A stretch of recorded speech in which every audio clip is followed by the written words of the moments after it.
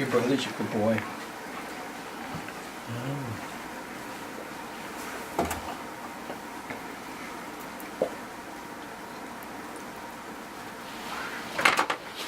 Right on. Sorry, boy. Hi, what are we doing? Is this Dogs on Parade today? This is doggy day. Come here, Bob. Dog day on Come parade. here. Come here. Okay. Sit down. All right. So, Here we are. I am Sandy Mackey. And I'm Al Curtis. I was told today somebody figured out why the character of Ask the Pool Girl has, why she has spiky hair. So, And why is that? I have no idea. Interesting. Okay. Yeah, I just found that funny. That was kind of fun. So, come here, Bob. Come here. Come here. Okay. Oh, boy. Come. Oh. It's like, no, what are you doing? What are you doing? Wait, what are you doing? We decided that we should do a pool series of 101 things you should know to take care of your pool. But before we get there, let's do the pool series, 10 things you should know if you allow your pets to go in the pool. Oh. Thing number 1, Bob is a golden retriever. Bob likes to walk on the bottom of the pool. As long as he is walking around on the bottom of the pool and he is not scratching at the walls of the pool, there should be really no concern for damage to the vinyl liner because he's being gentle. But if he walked up to the wall, say there was a toy there, or he was scrambling to try to get out and he used his sharp nails on the edge of the pool wall, that could be a problem. True. It's a good thing to think about. Thing number 2. I would say people love the idea of their pets swimming, which I think is really cool. However, realize that from a water chemistry standpoint, we used to in the old days, that a dog in the pool is equivalent to 30 bathers. And then it was a dog is equivalent to 50 bathers. And I think there's some evidence now showing how a dog's body chemistry and their hair and their dander changes water chemistry. It's up to equivalent to like 70 people in the pool. I don't know how accurate that is. I don't know exactly who and how they came up with those statistics, but that's what I've been hearing more of. So I guess the moral of the story is it doesn't matter how many bathers or swimmers they're equivalent to, but rather if your dog swims, make sure to pay attention to the water chemistry, because your effective chlorine, if it's a chlorine pool, is going to be used up much more rapidly, and you just need to make sure that you're balancing that and paying attention.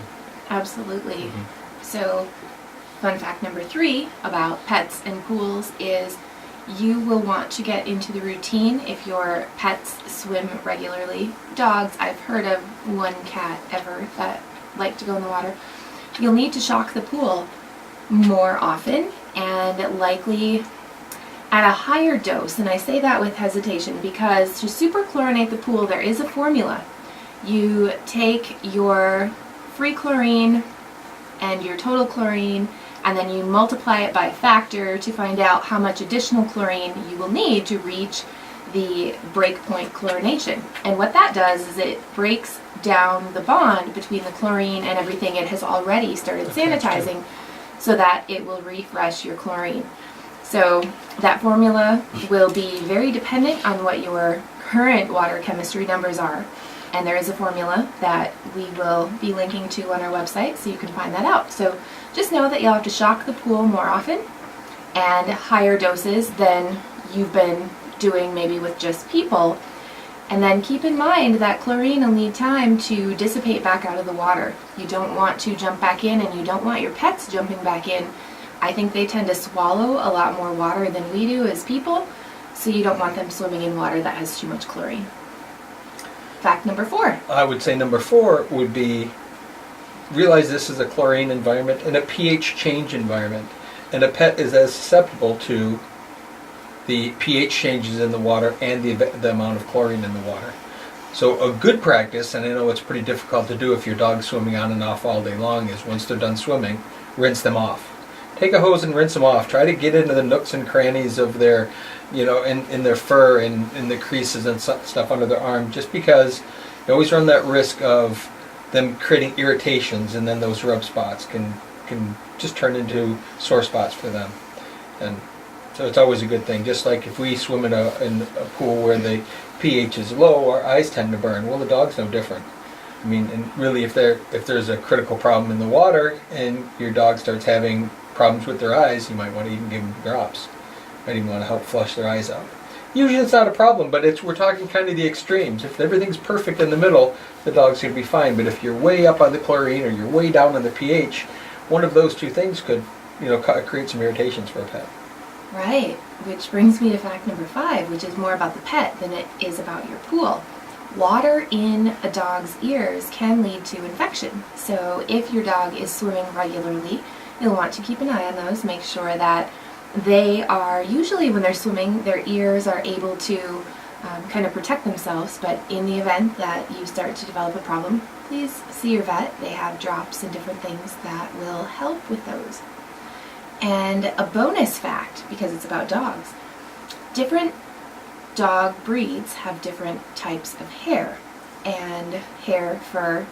When you have a golden retriever, if you have a golden retriever, such as we do, they have fur that is much like a polar bear's. It is barbed, and as they hit the water, their fur is actually designed to weave together with those barbs and form a layer protecting their skin from temperature changes. So they are a lot less susceptible to the water temperature than we are as people because their fur does that. And if you ever have a chance with a kid's science kit, pull out a piece of fur from your dog, one strand will do, and then pull out a human hair. Take a look at it under a microscope. I have to admit, being nerdy enough to have done this, and indeed you can see those barbs on their fur. We don't have barbs. Good advice. Yeah. Fact number 6. Fact number 6. If you have a big dog with a heavy fur base that's swimming a lot during the summer, you're going to tend to have hair floating on the surface, and that usually can be caught in the skimmer basket, but also you'll find clumps of hair on the bottom of the pool. And quite often when the dogs are swimming, there'll be big clumps and you wonder what they are down there. I would recommend that you don't vacuum them. I would recommend that you scoop them out. And the reason being is when you vacuum up that hair and you put it through the filter system, of course a lot of it will get trapped in the pump basket, but most of that hair will find its way through and work its way down into the filter and down in the layers. You'll get 3 or 4 or 5 inches down into the sand. You build up a layer of hair. And what that does is that hair kind of creates a plug, and now the water hits that plug and goes around it. And it's called channeling. But a dog, that much hair will very rapidly start creating channeling in the filter. So you can't stop it, but you can minimize it by scooping out as much hair as possible versus trying to vacuum those balls of hair out. Well, let's follow fun fact number 6 with fun fact number 7. Based on what you're explaining here with the additional fur that'll find its way into the filter, if we are recommending a sand change, it really goes by your pool and your use. Every 3 to 5 years is a general guideline as to what to look for. And when your filter or your pool tells you it needs it, when your water becomes duller, when it cannot stay clear like it used to, and when you start having regular flow issues, even that backwashing can't take care of, Heater's not working, then you will definitely want to plan on doing your sand changes. And changing from sand to glass is something else to consider, which we have recently done, and I do not have experience with what the difference would be with how pet hair goes into a glass media filter. I do know that the particles of the glass media, because they are much smoother, creates friction inside the filter, and they actually are charged, which allows them to trap debris a little bit more effectively. However, I don't know what that means to the hair. Well, with having to do with the glass media, I don't know that we know yet. We'll figure that out. What I would say with respect to what you were saying in terms of doing sand changes 3 to 5 years is just to make it a policy. If you're going to enjoy your pool with your pet, change your sand more often versus not. Or at bare minimum, with the pump off take the top of the filter, or have your professional take the top of the filter off and scrape off that 4 or 5 inches of sand and get rid of that and replace it with a little bit of sand, so you can get your filter sand can last a bit longer. But just know that if you're going to have your bestest friends swimming with you, there's just some consequences. There's some things you have to do. There's some things that you're going to have to take care of. Fun pool maintenance fact number 8 when it comes to dogs in your pool. Your filter and your pump should probably run more often. If you have a chlorine generator, your pool is only making chlorine when your pump is running. If you are attempting to conserve electricity or minimize the sound because you only turn that pump on for 8 to 10 hours a day, which is the absolute minimum ever, you may want to consider increasing that time at least by another 8 hours, if not run the full 24 hours a day, which would be ideal. There's an argument for variable speed pumps and dual speed pumps today. It's a good idea. Another good idea is putting some type of a screen on your pump basket and or on your skimmer basket. So it could be the end of a nylon tucked inside. That's going to allow, as that hair is being drawn into the skimmer, instead of it running down through and back to the equipment, it's going to, a majority of it will get trapped in that stocking or whatever you want to use. They also make they make several different types of stocks that can be put into your skimmer basket, but that's also going to help in minimizing the amount of hair that goes into the system. I think that will be tip number 9. Check that basket just about every day, every other day, kind of at the most, just from my experience with pets in the pool. You have to check it a lot more. Now, if you have a little Chihuahua that's swimming on occasion, or a non-shedding dog. Yes, that's one thing. We're talking with this is any sizable dog or long-haired, something that's going to shed a lot, especially in the northern climate where we're going to go from a really thick fur base to then they're going to lose it very rapidly in the spring and early summer and get their summer coat, and then they're going to rebuild it. So they're constantly in this flow of hair coming in and coming in and going out. And when you get in that and you're having them swim, that hair is turning over more rapidly, and they're staying cleaner, and the fur is staying cleaner, but it's also shedding much more rapidly. Another, I think we might be on 10. I keep thinking of more though. Another thought is be safety conscious with your pet in the pool. The first time that you have your pet swimming, or when they need the reminder, you want to show them how to safely get in to and out of the pool. To the point, I did this to the point where Bob was taught to come in on the steps. So, Penny, his mom, she would love to run and jump and catch the tennis balls, and I had to retrain Bob once he was a strong enough swimmer that he was allowed to jump off the edge of the pool, and then he still knew how to get out. So I had worked on that so much with him to make it a safe experience that when it came time to play, compete, he didn't know how to get in. He wasn't quite sure. Well, that is a great point, and we're not talking just vinyl liner pools though. This is all pool surfaces, because there's a potential for damage to all of them. Again, we see it quicker in a vinyl liner pool, but just teaching them and bringing them into the water and then bringing them continually back to the step or a sun ledge, something that they can climb out of, instead of, you never want to put a dog in a position where they panic.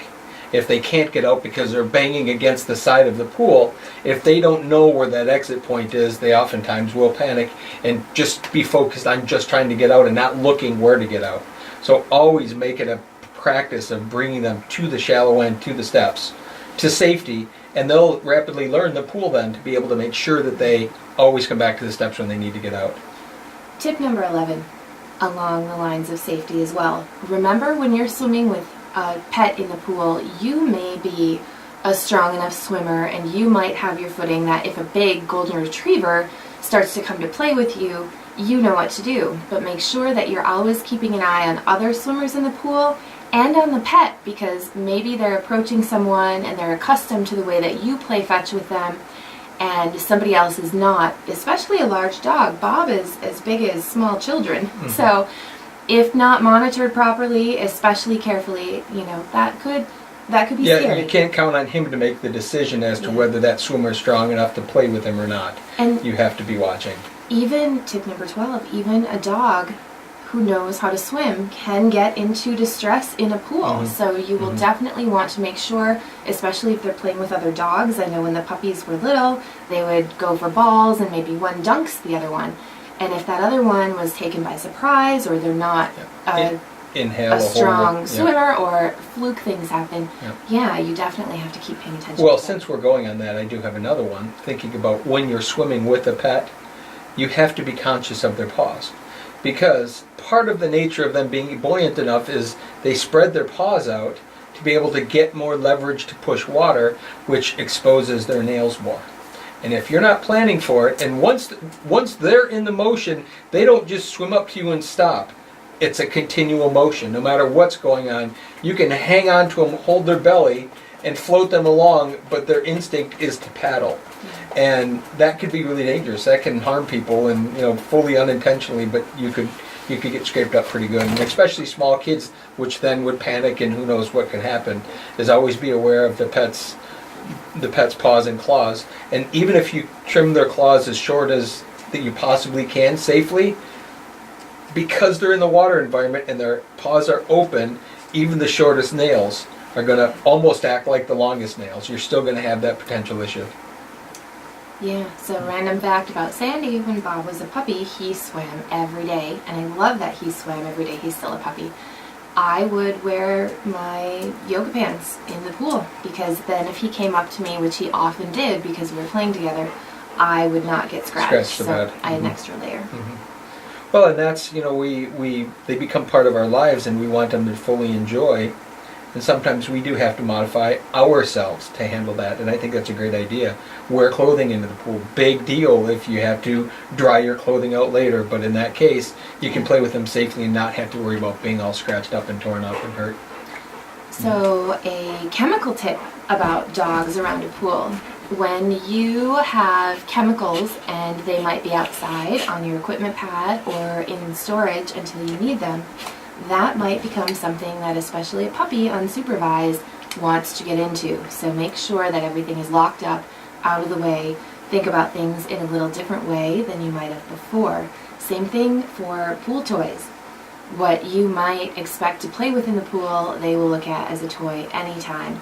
And if they're chewing them up, if they're chewing them up, number one, you could get debris in the pool, which could get into your skimmer, which could clog things up there. But then they also could just be a hazard if they get too much of them. And I think we could probably keep going. Why But we don't were going to leave it at 10, We and now we're were, at but 15. we're almost at But 20, so let's that's just keep true. going. So Okay. another tip about treating your pool, there are rules about how soon after you treat a pool with certain chemicals that you can swim. So consider those same rules apply for your pet. You don't want to dose the pool with something and then allow the pet to jump right in, because they'll be getting a stronger concentration of chemicals just like you would. It's another pet swimming tip. Do we worry about bleaching their fur like we worry about bleaching bathing suits? There may be some chemistry to that. I don't At really high know. levels of chlorine, You run they that? are just not going to be comfortable. Mhm. So I would be careful. Although that's the interesting thing, though, is they probably don't respond. They wouldn't react as quickly to it, but it's not good for them. Right. Just because Bob's jumping and swimming around in that high chlorine base, he's still having fun, not thinking about the chemistry of what's going on. We need to think about that and make sure that we're protecting them. And so probably a good policy there is, if the pet spends the most of the time in the backyard during the day, don't add your chemicals during the day. That might be a reason why you wait till the end of the day, add whatever chemicals you need to in the evening, so that the next morning. Otherwise, if midday you walk around and you dump whatever in, and Bob's out in the backyard, and you walk inside, Bob jumps in the pool. So it might be also scheduling, saying when is the dog not going to be in the backyard. Now you could dump the chemicals in, bring Bob inside, but if Bob's used to spending time outside all day long, and you don't think about, well, I just dumped it in, and he doesn't know the difference, he doesn't know how much time went by, he just wants to go and play and have a good time, which is pretty admirable, that he can just enjoy every moment instead of the few moments. But he doesn't understand that difference in time, so it really it's on us to do that. Right. You also bring up something else. If your pet is playing outside in the area where the pool is, even a dog that knows how to swim can get into distress in a pool. Maybe they're going after the ball, they don't realize they're that close to the pool, they fall in, they can't catch their bearings. So there are alarms that you can put on your pool so that it would detect changes in the water, like if something hits the water. But before you even get to that point, just monitoring, supervising, making sure that if your pets are outside, that you are listening and you're watching to make sure that you notice if they get into the water. Yeah, in most cases, an animal falling in the water will right itself and get its bearings. However, any animal at any given point could slide in accidentally chasing something, slide in, and they're just not with it, and there can be panic there. Get disoriented. Yeah. And I think most people would probably not condone pet swimming or don't like it. I know our industry in general tends to persuade people away from it because we always talk about what's the drawbacks of it. I think we love it. It's just that we have to adjust. It's going to take a little bit more effort on our end to do the proper steps, but you got to do those steps. Awful lot of people just want to let my pet can swim, it's not that big. No, but it does change a lot, and you really do need to take that extra time to handle it. And then let them swim with you. I think it's a great idea. I know in the past, I remember building a pool for a couple that it was almost as if we built a pool for the dog. Because every single time I went there, the dog was laying on the steps in the water. Every single time. And he was just a water baby, just loved the water. And they even joked that I guess they really built a pool for him versus building it for themselves. But again, they just have to do those extra steps to make sure they're handling it. Yeah. A tip about your pool cover in the winter and when it begins to thaw in the spring, and also in the fall before it might freeze if you're in a northern climate. I know right now in Michigan the pools are pretty frozen solid and they have a good layer of snow on top. So a dog going out there right now won't even recognize where the pool is because there's so much snow on top of it. So as it starts to thaw, if you have a dog that has gotten in the habit of just walking across the pool area, once it starts to become unstable, especially if you have a plastic cover, but even if you have a safety cover, you can have a lot of water that is settled on the top of that cover, especially a plastic cover. It's like a giant plastic bag, and that is very unsafe for a pet to be on. And then on a safety cover, because when you walk on it, it will sink. So especially a heavier dog like Bob, before we open the pool in the spring, if Bob were to walk across that cover, he'll be dipping into quite a bit of water, depending on how full the pool is and how heavy he is. Well, spring after the thaw is a critical time to make sure that you pay more of attention to the pets outside. Or in the fall, after the pool's been closed but before it freezes. Same thing. Safety cover, a little less of a concern, although there's certainly some concern of a dog on a safety cover, although far less than on any type of a vinyl cover, plastic cover, something like that, because with water standing on top of that, if the dog is on top of the cover in that water, the cover really wraps itself around him, and there can be some not so good things happening. So you don't want the dog in distress if ever possible, because that's a panic situation for them, and in their panic they can damage things, including themselves, and that's the thing, is we don't want anyone to get hurt. Right. Mm-hmm. So why don't you, if you have a pet that you enjoy swimming with, whether it's a dog or a horse or a cat, whatever that might be, if you have pictures, head over to Facebook, look up Ask the Pool Guy, and submit your pet photos. We're putting together a photo gallery of pets enjoying the pools. Please, no horses in the pool. I'm just going to say, not in your no backyard horses. Residential swimming pool, but a Right. large market for pools is horse training swimming. tanks. Yep. Yeah. Yep, that's true. So those pictures would be great. A horse in your residential pool would not be really good. Also, no alligators. I'm looking for fuzzy elephants. and cute things, but not large and. Well, why don't we just kind of stay with dogs? Anyway, send us your dogs. And send questions. If Enjoying there's any the other pool. questions that we didn't cover Yeah. around a pet in a pool, we'd be glad to answer for you. Good idea. You know what? This would be a cool format for our Facebook Live Fridays. Will be. Doing a top 10 tip list Mhm. and then having people Will be. chime in. I think that'll be a good formula. I like it. Bookmark that Okay. so that we can do that. Got it.